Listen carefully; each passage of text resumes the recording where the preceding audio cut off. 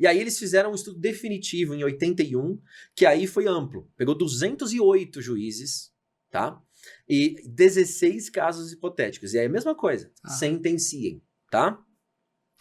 Olha só, dos 16 casos, só 3... Os juízes sabiam que eram casos hipotéticos? Não, a ideia da pesquisa era falar Não assim, ó, sabia. só sentencia aqui pra gente, tá. tá?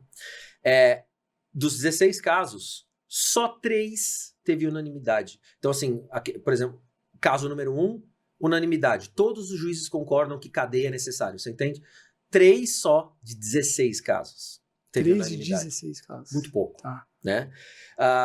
E aí, por exemplo, aqueles juízes que acreditavam que cadeia era necessária, fraude, crime de fraude, que estava previsto lá 8 anos e meio por lei de cadeia. Teve juiz que deu perpétua.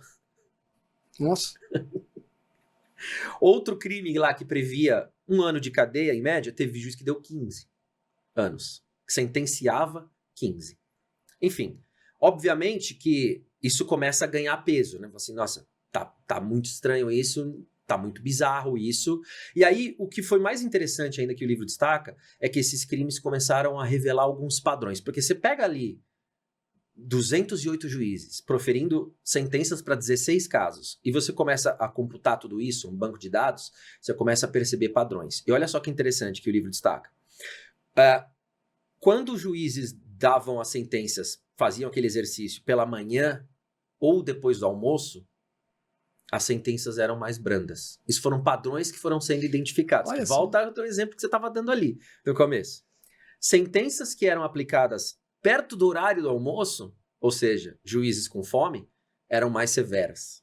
Elas vinham maiores. Olha só, ó o ruído aí, né?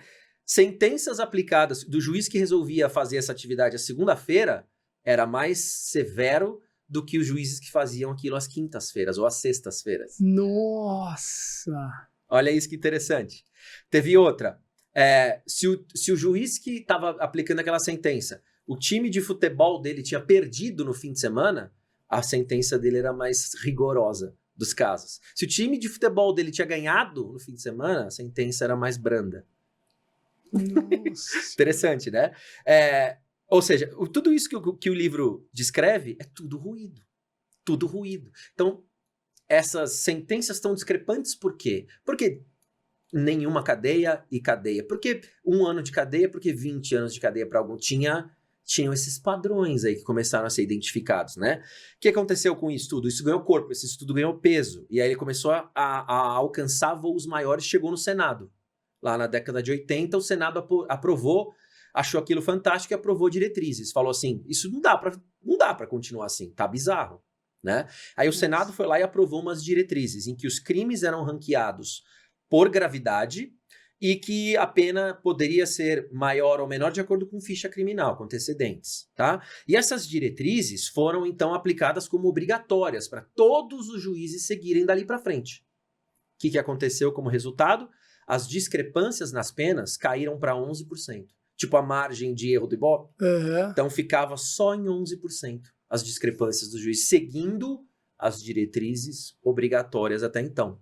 Então as diretrizes, o que elas fizeram? Acabaram com o ruído. Acabaram, praticamente, né? Porque 11% de discrepância para 1 ano de prisão a 20. Sim, Tava bizarro, né? Nossa, isso aí, interessante, né? Isso é muito interessante. Só que tem um ponto, enquanto você falava, eu fiquei pensando aqui, né? O que poderia explicar... Eu sempre gosto de ficar fazendo esse estudo, assim, né? Esse pensamento, que é o seguinte, tá bom, por que uma pessoa toma uma decisão desse jeito e outra pessoa toma uma decisão completamente diferente, mas completamente diferente? E uma coisa, não sei se o livro fala sobre isso, que você comentou um pouquinho sobre a Apple, né? Uhum. E sobre a representatividade, que é a tomada de decisões baseado nas informações de experiência própria. Então, o que aquilo representa para você? E aí você parte a tomar uma decisão baseado naquilo que você tem de conhecimento, daquela viés da representatividade, ver isso direto no mercado financeiro. Mas eu fiquei pensando, ok, juízes diferentes, você falou de times diferentes, mas vamos pensar classes sociais diferentes. Às vezes um juiz tem uma história de vida de uma forma e outro juiz tem uma história de vida diferente. Ou seja, o que significa, por exemplo, para um determinado juiz desvio de dinheiro pode ser completamente diferente para um outro juiz quando ele vai julgar desvio de dinheiro. Para ele, desvio de dinheiro pode ser uma coisa muito importante. Por conta disso, a mãe dele não teve chance de... Para o outro, ele nunca viveu uma situação negativa sobre desvio de dinheiro e, portanto, ele talvez entenda que não seja uma coisa tão grave assim, apesar de ter alguma gravidade. Isso pode extrapolar para outros. Então, será que também o viés de representatividade não tem um papel importante na decisão daquele juiz? Só que daí tem um outro ponto importante, que é, se o mesmo juiz tem decisões diferentes, baseado em hora do dia, se está perto ou não do almoço, meio que você tira esse tipo de situação de possibilidade. O viés da representatividade, talvez para aquele juiz tenha margem de erro lá desses 11%. Então ele pode tomar decisões mais fortes ou mais fracas dentro da margem dele. Então o cara quer dar uma sentença de 20 a 30 anos. Ele vai dar isso mais perto de 20 anos quando for perto do almoço, né? Acho que é mais branda. Não, mais severa um juiz com fome. Então 30 anos perto do almoço e de manhã mais tranquilo. Só que é de 20 a 30. Enquanto que um outro juiz, o brando dele são 6 meses. E o mais pesado é 1 ano, sei lá. Exatamente. Entendeu? Então acho que o ruído explica bem essa variabilidade de cada um. Perfeito. E não a variabilidade do tudo, dentro do seu viés. Perfeito. Entendi. Agora ficou mais claro na minha cabeça o impacto do viés, né? Beleza. Perfeito. Imagina assim, um juiz está sentenciando um réu que parece absurdamente com o filho dele. Assim, aparência física idêntica ao filho. Você acha que, qual a chance desse juiz ser um pouco mais brando porque o réu parece o filho? É grande. Então, mas isso é viés, certo? É o que você falou. Agora, esse mesmo juiz vai lá proferir uma sentença de manhã, quando ele está descansado e não está com fome, né? Já tomou o café da manhã dele lá, ele vai dar uma sentença. Só que perto do horário do almoço, ou no final da tarde, no final do dia, como você falou, que você está mais cansado, você acha que não vem uma pena, de repente, mais... Você já está paciência um pouco mais no limite, não vem uma pena mais severa?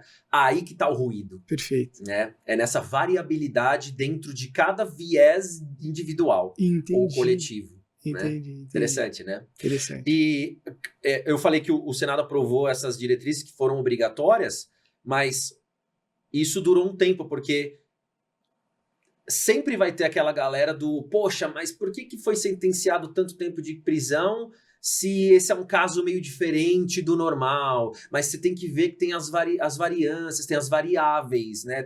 Não é cada caso. A galera do cada caso é um caso começou a encher o saco de novo, tá? Depois dessas diretrizes, e muitos anos depois, lá em 2005 só, é que as diretrizes elas deixaram de ser obrigatórias de novo nos Estados Unidos e elas passaram a ser consultivas, tipo orientadoras. Então, você não é obrigado a seguir essas diretrizes, você não é obrigado a aplicar essas penas, elas são consultivas.